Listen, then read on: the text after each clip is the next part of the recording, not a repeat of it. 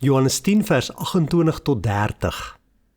En ek gee aan hulle die ewige lewe, en hulle sal nooit verlore gaan tot in ewigheid nie, en niemand sal hulle uit my hand ruk nie. My Vader, wat hulle aan my gegee het, is groter as almal, en niemand kan hulle uit die hand van my Vader ruk nie. Ek en my Vader is een. Die dag toe jy wedergebore is, het God jou uit die modderige slijm van sonde uitgelig. Dink jy God sal jou ooit terug in daardie put laat val en jou verlaat? Absoluut nie. Dink jy enige iemand kan jou uit God se hand ruk? Nee, nie eens Satan self kan dit doen nie. Jou veiligheid hang nie af van jou krag nie.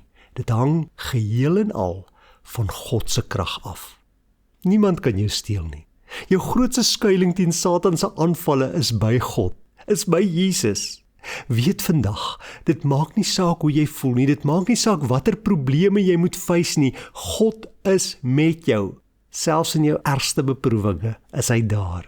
Selfs in die ergste beproewing is jy nie alleen nie.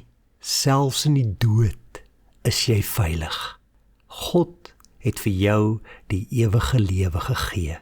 Dit het hom alles gekos. Jesus het sy posisie in die hemelprys gegee en 'n mens soos ek en jy geword. Hy is bespot en hy is valslik beskuldig. Hy is aan 'n kruis gespyker waar hy gesterf het en sy laaste asem uitgeblaas het. En 3 dae later het hy uit die graf uit opgestaan. Hy het die dood oorwin.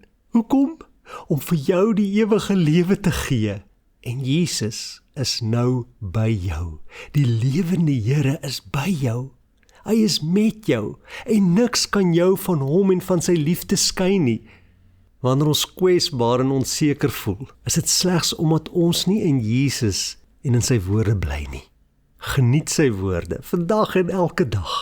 Dis die enigste manier om al hoe nader aan hom te groei.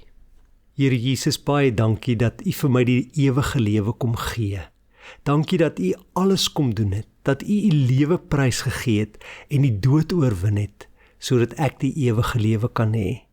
Baie dankie Here dat ek vandag kan weet dat niks en niemand my uit U Vader se hand kan ruk nie.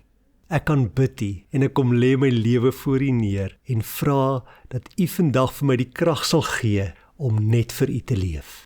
Amen.